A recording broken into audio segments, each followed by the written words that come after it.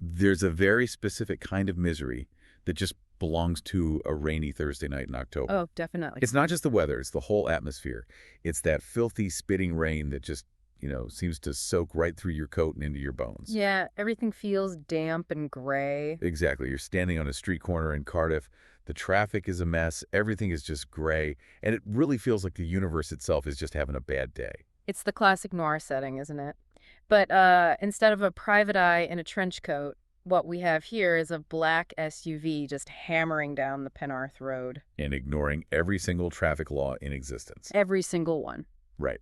And inside that SUV, we don't just have panic. We have this really specific brand of almost bureaucratic chaos.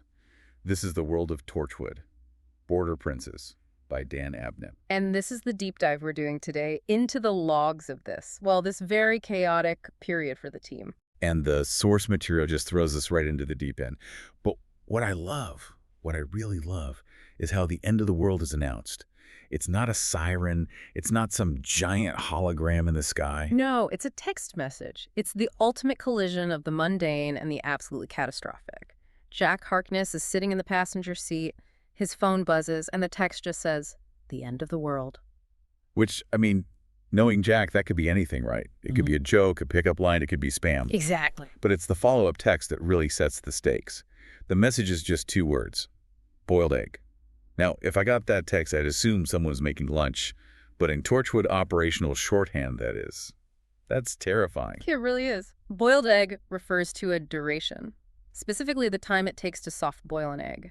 They have less than 4 minutes to stop an event that has been flagged as the end of the world. It just immediately establishes this frantic ticking clock energy. And it leads to one of my absolute favorite details in this entire narrative, the scale. Oh, the scale. I wish I had this for my daily life. Owen Harper is driving, probably terrified out of his mind. And he asks for a rating. He says, scale of 1 to 10. Now, usually, 10 is the apocalypse. 10 is we are all going to die. 10 is the worst it can possibly be. But Jack looks at the intel he's getting, and he just says, about 26, 27. Which tells you everything you need to know about the situation. If 10 is insanely urgent, then 27 is. It's a statistical impossibility. It's off the charts. Completely. It implies the threat isn't just dangerous, it's literally breaking the metrics they use to measure reality. They are driving into a situation that just shouldn't exist. And what they're driving toward isn't an invasion fleet. It's not a monster. It's a signal.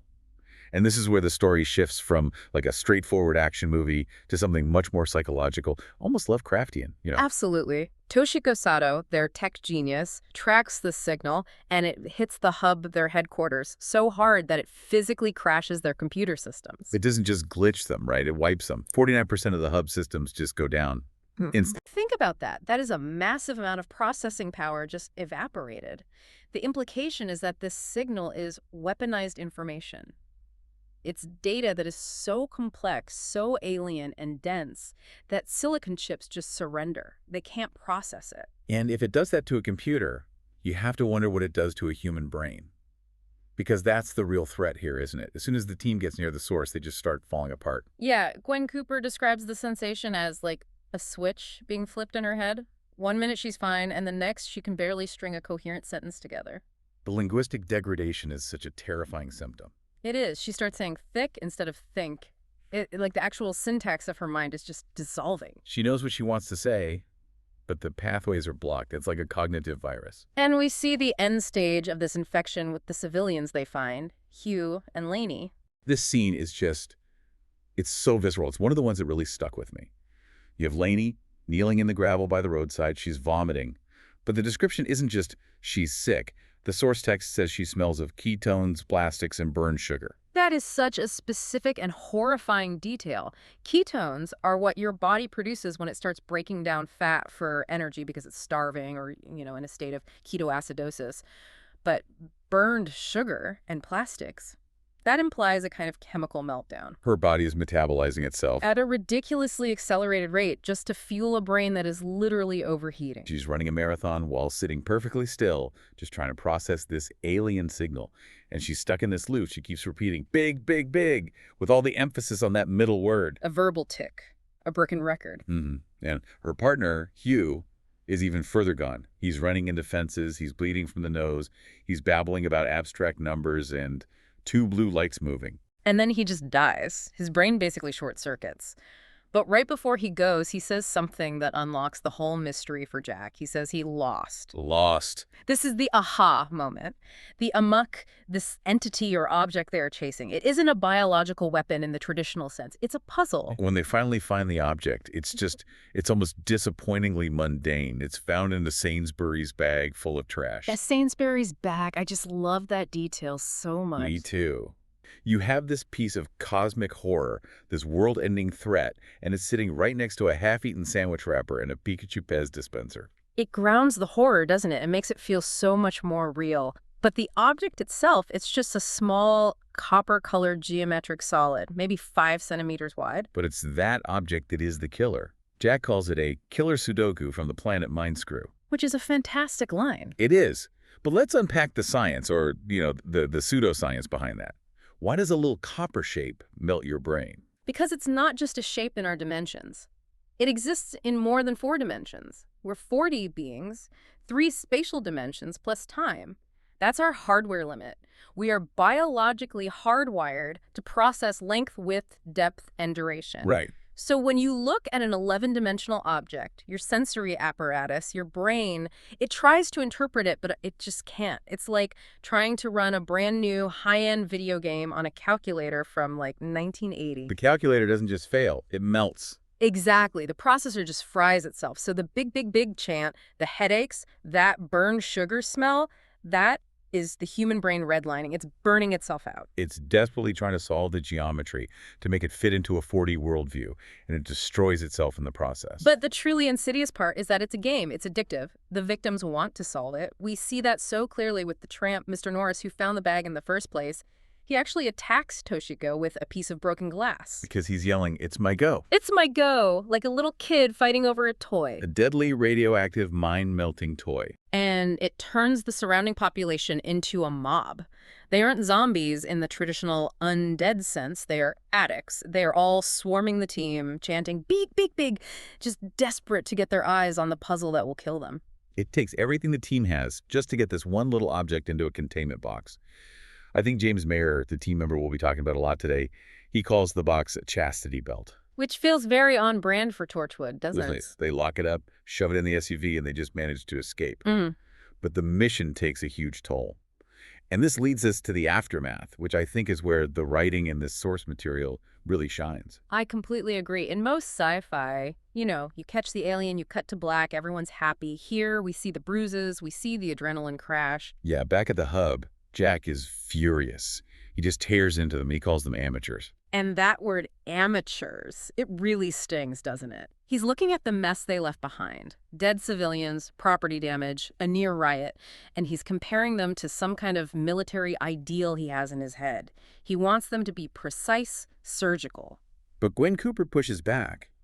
And this is such a defining character moment for her in this whole narrative. She argues that in their line of work, everyone is an amateur. How can you be a professional at dealing with an 11-dimensional Sudoku? Exactly. There is no training manual for that. You can't just take a course at the local college on how to contain mind-melting geometry 101. She says, we survive. That has to be enough. It's a very human perspective. Jack is looking at the mission parameters. Gwen is just looking at the survival rate. And to cope with that survival, they turn to the usual Torchwood remedies. Which would be alcohol and very dark humor. Right. We see Owen drinking scotch in the medical bay. The whole team goes out to Mermaid Quay for drinks. But it's the laughter that really gets me. They are laughing hysterically at their own injuries. James has a broken rib. Gwen's hands are completely shredded from climbing a chain-link fence, and they're all just cracking up. It's a trauma response, isn't it? If you don't laugh, you scream. And this specific team has developed its own language to deal with the sheer absurdity of their lives, and we absolutely have to talk about the bar talk. The bar talk. This is such a brilliant piece of world building. It just makes the team feel so lived in. It does. Bar talk is their slang for a false alarm, but the backstory behind it is incredibly nerdy. It comes from James Mayer, right? Yes. Yeah. James is established as a total pop culture junkie, He's a fan of this fictional sci-fi show called Eternity Base, and apparently within that show's fandom, a really popular character named Lauren Bartok was recast with a terrible actress. And the fans hated it. It was a huge letdown. A massive letdown. So Bartok became their shorthand for a disappointment or not the real thing. So if the team rushes out to investigate a supposed UFO crash, and it turns out to be, I don't know, a weather balloon. That's a Bartok. If they track a monster and it's just a badger in a bin, Bartok. It's a way of reclaiming that disappointment and turning it into an inside joke. It bonds them. Speaking of bonds and secrets, we really need to address the elephant in the room regarding Gwen Cooper. Oh, yeah. Because while she's laughing about Bartoks and drinking with the team, her personal life is just quietly imploding. The source material reviews that she's having an affair with James Mayer. And it adds this layer of tension that just permeates every single scene they are in together. Gwen is living this dual life. We know she always struggles to balance Torchwood with her boyfriend, Reese, who kind of represents the safe, normal, domestic world. Right. But here, she's not just working late, she's sleeping at James's flat. She's emotionally displacing herself from her own life. There's a truly heartbreaking scene involving a box. The box of lovelies. That really struck a chord with me. Gwen sneaks back to the flat she shares with Reese to get some of her personal items. And she takes this box of mementos, old letters, trinkets, a snow globe. A time capsule. It's a time capsule of Gwen Cooper, civilian. It's the anchor to who she was before all the aliens and death and chaos. And Risk catches her. He does. And he doesn't yell or anything. He just watches her. And the tragedy is that he knows something is ending. He doesn't know about the aliens, and he might not know about James specifically, but he sees her taking that box, and he knows she is physically removing herself from their shared narrative. She's packing up her soul and moving it to Torchwood. And James Mayer is the catalyst for all this. He's the alternative. In this snapshot, he's portrayed as the heart of the team. He's funny, he gets the jokes, he understands the horror. He seems like the perfect partner for this life she's living now. Which, as we know, makes it incredibly dangerous. When things seem too perfect in Torchwood, they usually are. Almost always. But before we unravel the whole mystery of James, we have to look at the other side of the job. We've seen the high-stakes cosmic puzzle. Now we need to look at the grunt work, the janitorial side of saving the world. You are referring, of course, to the drone. I am, and I do apologize to anyone listening to this while eating, because this is about to get pretty gross. It's genuinely disgusting.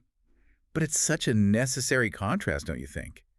You have Jack and Gwen visiting this nice Edwardian house, pretending to be from the gas board. They're wearing plastic Pacamax.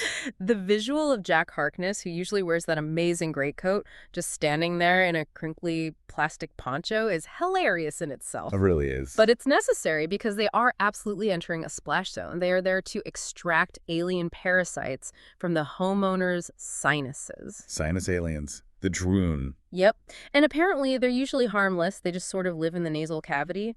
But 1 in every 10 times they pupate, and when they pupate, they have to be removed immediately. And the removal method is, well, it's not exactly high-tech surgery. No, not at all. They use these things called audio paddles. They look like salad servers. They just hold them up to the patient's face and blast them with infrasound. And that loosens the mucus membranes. It does. And the result is exactly what you fear it is. An explosion of snot. The text says viscous yellow mucus, and it just projects across the room. And inside this deluge are the Droon.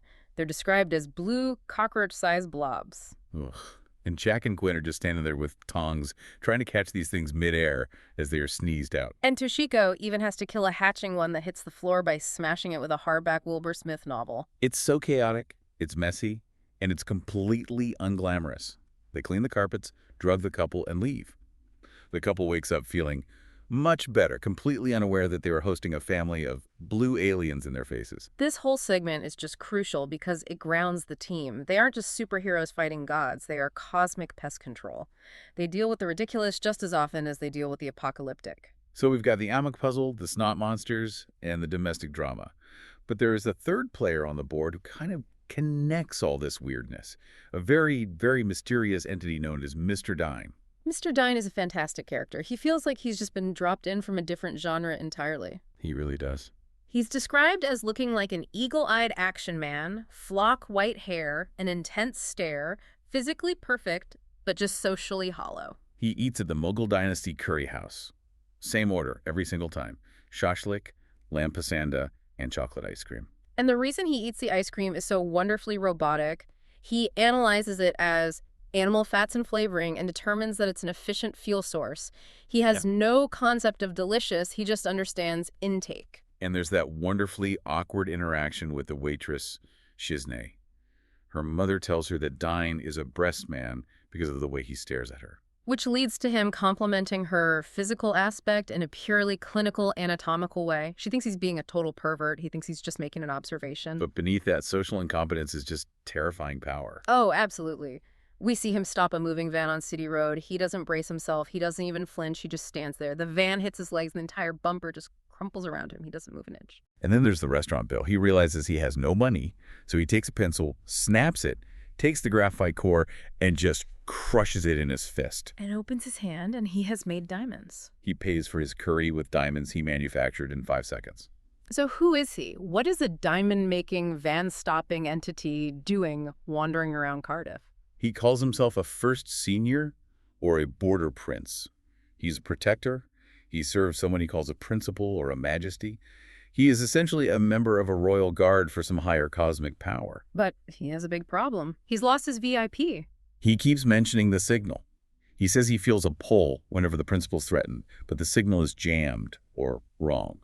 And that concept of jamming is the key to this whole mystery, I think. He is a bodyguard who knows his charge is in danger, but he's blindly grasping in the dark because something is actively cloaking the principal's location. And while Mr. Dine is wandering around City Road completely confused, we have another dormant threat waking up in a quiet little allotment shed. This involves a character named Davy Morgan. Davy is the emotional anchor of this story for me. He just represents the civilian collateral damage in all of this. He's an elderly WW2 veteran, lonely, talks to a picture of his late wife, Glenys. And he finds this strange metal tube with an ovoid head in his allotment shed. And because this is Cardiff and people are practical, what does he do? He takes it home and puts it in his bathtub. Of course. Where else would you put a mysterious alien artifact? It hums. And it starts affecting his dreams. It triggers this kind of convergence of his own memory and this alien influence. Davy starts having these horrible nightmares of the war carpet bombing, firestorms, but superimposed on those memories are these tall, thin figures with metal faces. They're 8 or 9 feet tall, with arms like broom handles, and they're searching for something. The robot in the bathtub is a sleeper. It's waking up and it's broadcasting its distress directly into Davy's mind. And poor Davy is dealing with all this while also being harassed by local youths, Yabos, led by a kid named Ozzy. It culminates in this just tragic image of an old soldier grabbing his army-issue bayonet to scare off a bunch of teenagers. While an alien war machine is powering up in his bathroom, it's a collision of past and future wars, all centered on this one lonely old man. So we've got the Amok, the Droon, Mr. Dine, and the robot. And then the Amok, that puzzle from the very beginning, it comes back into play. And this leads us to what is, for me, the most terrifying segment of the logs, the Ghost Chapel. St. Mary in the Dust. Even the name is just so evocative, isn't it? It's a chapel in a derelict warehouse district that was demolished in 1840. But due to a temporal eddy or a rift slip, it reappears every 30-odd years. Jack and Toshiko go in to investigate, and just like that, they vanish. They are gone. But, and this is the modern horror twist, they can still use their cell phones. Jack calls Gwen in the present. He's stuck in the eddy. He says he's in 1840 or some version of it. And he can see a puddle and a pigeon that exist in the present, in Gwen's time, but he is completely invisible to her. And it's pitch black where he is. And he hears footsteps circling them. That is the detail that gave me chills. Just goosebumps. They are trapped in the dark, and something is actively hunting them, and it feeds on energy. Their phone batteries are draining in seconds. Yeah. Their physical energy is just being leached away. They're literally fading out of existence. And Gwen and James are helpless in the present. They are just staring at an empty warehouse while their friends are dying on the other end of the phone line. But then Gwen has what the logs call a crazy plan. It's desperate. It's so desperate she remembers the Amok. That 11-dimensional puzzle is locked in the hub, but it's alive. It's conscious. And it breaks out of containment, it wakes up, and it starts calling. And Gwen decides to use that call. She tells Jack to give in to the Amok's signal. She's fighting a monster with another monster. She wants the Amok signal to locate Jack and Tosh and pull them back into the present. She's using the alien puzzle as a kind of lifeline. And it creates this bizarre sensation they call the woof. The woof, another classic James Mayer term. It describes the physical sensation of the timeline snapping back together, the air pressure drops, the hairs on your arms stand up, and there's this rush of displacement. And it works. Yeah. Jack and Tosh tumble back into reality. But the cost is that the Amok is now loose in the hub, and the team isn't there to stop it. Owen and Nyanto are holding down the fort, but they are completely outmatched. The Amok just hacks Owen's brain. We get the scene where Owen is disabling all the firewalls, unlocking the doors. All while shouting, "Coffee! Big, big, big coffee!" It's that mix of absurdity and terror all over again. He's completely compromised. The firewalls fall. The Amok is free. And this is where Mr. Dine finally makes his move. He tracks the exotic tech to the hub. He bypasses their security like it's made of cardboard. He just enters the hub via the water tower lift. The team is unconscious or compromised. It's just Mr. Dine and the Amok. The Border Prince versus the puzzle. And it's a battle of higher dimensions. Dine engages the Amok. He erects custom barrier shields with his mind. He wrestles with the geometry that melts human brains, and he solves it. He crushes the copper object in his hand, turning it to powder. He neutralizes the threat in seconds, and then he does the classic Men in Black thing. Owen wakes up groggily, sees this armored gray figure standing there, and Dine just says, "You will not remember me." And he leaves. He just disappears back into the night. So the team wakes up, sees the Amok is gone, and they just assume it burned itself out or something. They have no idea they were saved by a cosmic bodyguard. But the story doesn't end with the victory. Mm. And this is where we really need to connect the dots, because the aftermath reveals that the danger hasn't passed at all. In fact, it's closer than ever. Jack gathers the team. He admits he made mistakes. He even calls himself an amateur, which echoes what Gwen said to him earlier. But then he reveals a secret. He puts a small black tile on the table. The black tile. It's an ancient alarm system given to Torchwood in 1899 by Colonel Cosley. It's designed to warn of a terrible threat. And Jack reveals it has been flashing for 6 weeks. So the Amok wasn't the terrible threat. No. The ghost chapel wasn't the threat either. Those were just symptoms. The tile is warning them of something else entirely, something big. And that leads us to the final, really chilling mystery of James Mayer.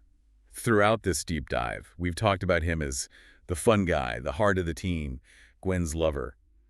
But if you look closely at the text in the final pages, that picture changes completely. It really does. James starts behaving erratically. He's having weird dreams that he can't remember. He starts cleaning Gwen's flat compulsively, which feels like a program running, or maybe guilt manifesting as a need for order. And the physical symptoms, remember Hugh, the victim who died right at the beginning, he had a nosebleed. James has a nosebleed from the exact same nostril. On the eyes. This is the detail that just seals it. He looks in the mirror, just for a split second, and one of his eyes changes color. It looks blue. 2 blue lights moving.